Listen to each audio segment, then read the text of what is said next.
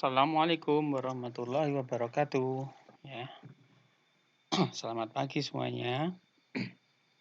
Selamat berjumpa lagi ya dalam kegiatan pembelajaran, walaupun masih dari rumah. Mohon maaf sekali, kami Bapak Ibu Guru terpaksa hanya bisa kita menyampaikan pembelajarannya lewat online.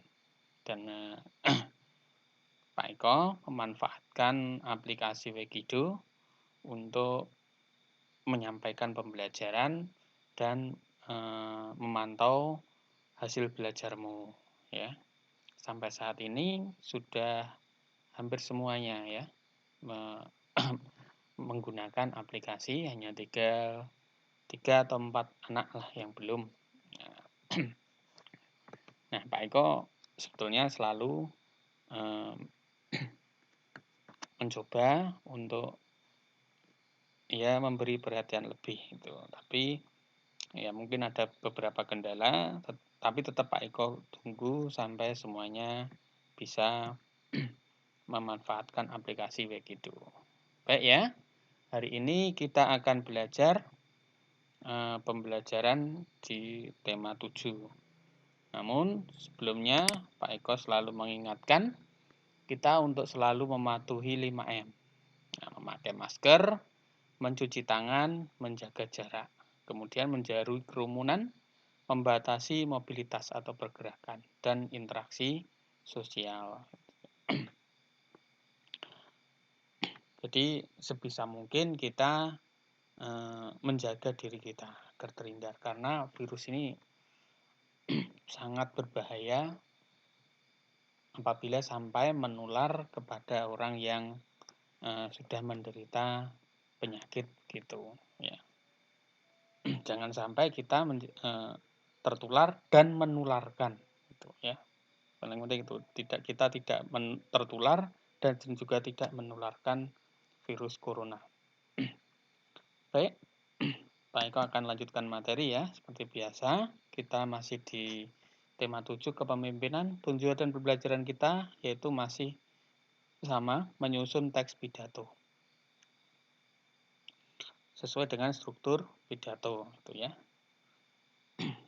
Pelajaran untuk bahasa Indonesia. Nanti di akhir akan Pak Eko sampaikan tugasnya, yaitu menyusun pidato. Namun sebelumnya silahkan untuk dicermati atau disimak materi atau penjelasan materi berikut ini. Selamat menyaksikan. Kamu pasti pernah menyaksikan seseorang berpidato di televisi. Pidato biasanya dilakukan di depan orang banyak sambil memegang mikrofon. Apa yang dimaksud dengan pidato? Pidato adalah sebuah kegiatan berbicara di depan umum atau berorasi dengan susunan yang baik untuk mengatakan pendapatnya atau memberikan gambaran atau informasi tentang suatu hal kepada orang banyak. Apa saja tujuan berpidato? Yang pertama, mempengaruhi orang lain agar berpikir dan bertindak sesuai himbauan yang disampaikan. Yang kedua, memberikan suatu pemahaman atau informasi melalui pidato yang disampaikan. Yang ketiga, memberikan hiburan melalui ucapan saat berpidato. Saat melakukan pidato, diperlukan adanya orator dan audiensi. Apa yang dimaksud orator dan audiensi?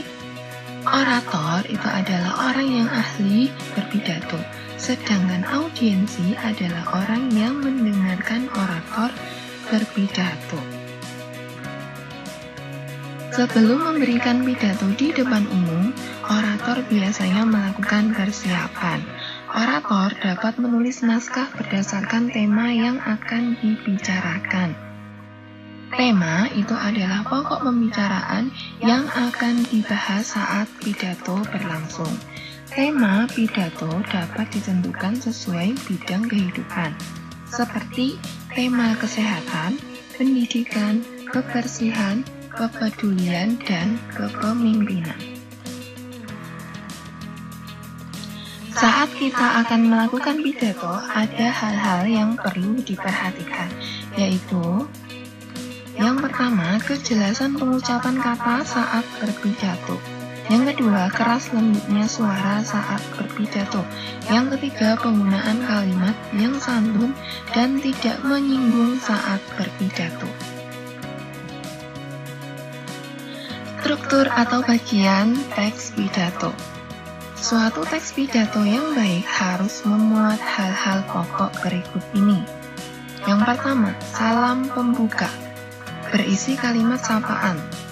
Salam, selamat pagi, selamat siang, dan lain-lain.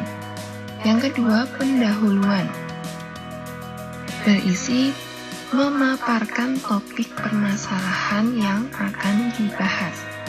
Yang ketiga, inti, berisi pembahasan topik secara lengkap.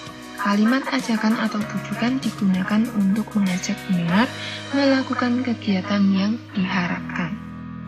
Yang keempat, ada penutup, penyampaian rangkuman atau intisari topik yang telah disampaikan.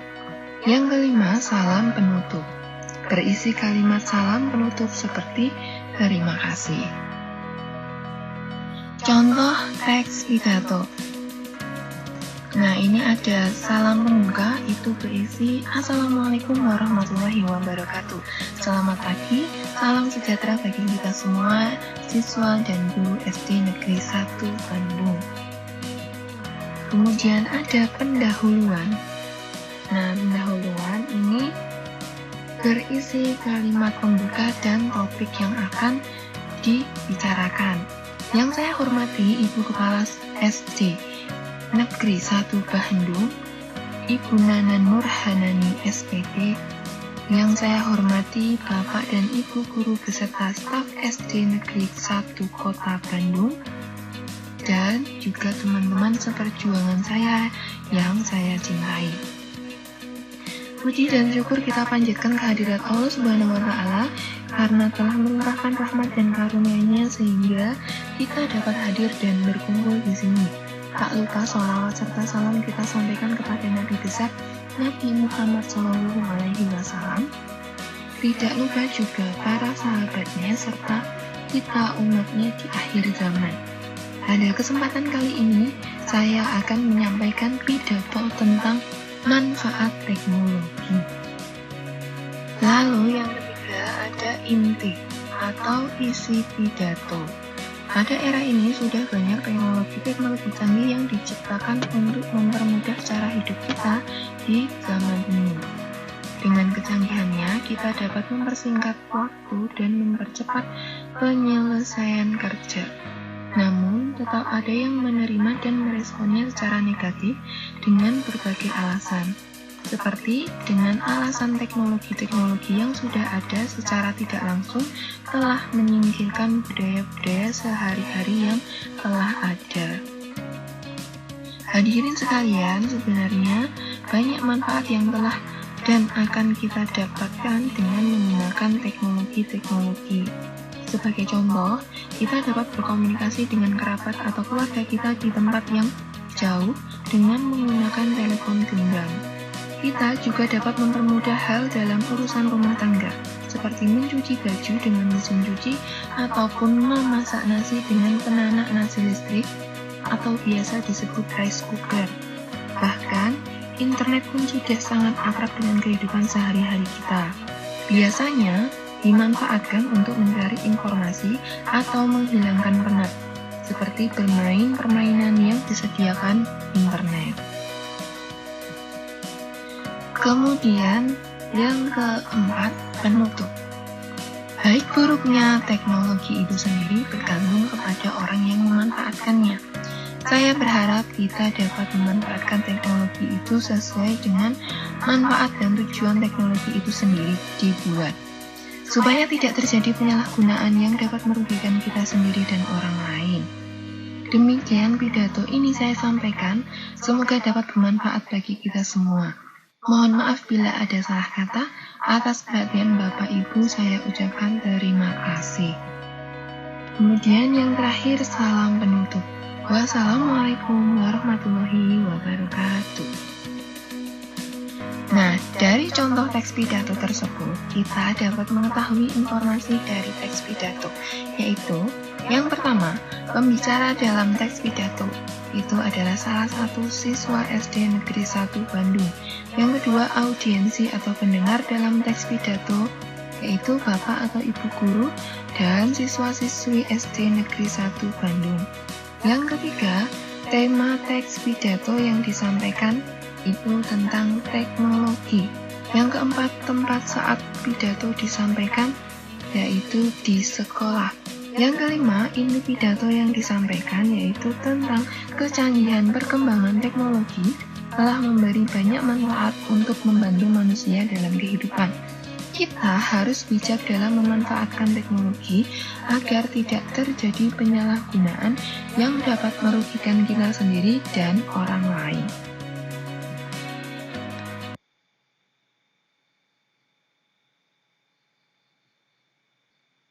Untuk dapat melakukan pidato dengan baik, kamu dapat membuat teks pidato. Pada pidato sebelumnya, kamu sudah melihat struktur atau bagian pidato yang baik. Setelah kamu memahami struktur dalam teks pidato, kamu dapat menyusun teks pidato dengan baik. Namun, sebelum menyusun teks pidato, kamu dapat menyusun kerangka pidato terlebih dahulu. Contoh kerangka teks pidato.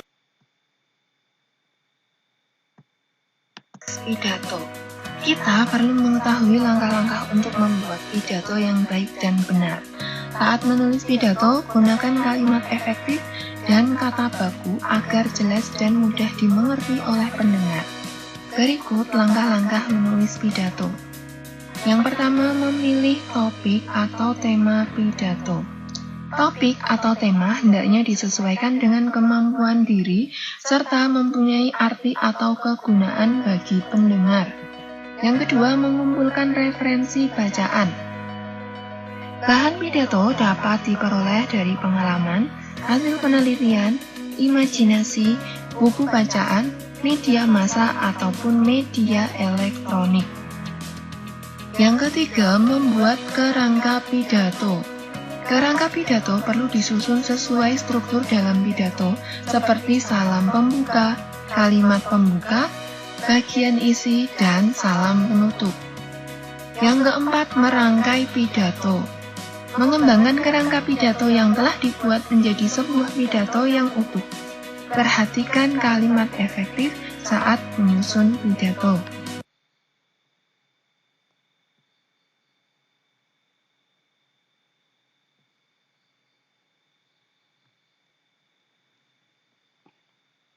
Ya, demikian tadi ya, sudah disimak materi pelajaran kita tentang pidato, struktur pidato, contoh pidato, dan langkah untuk menulis pidato.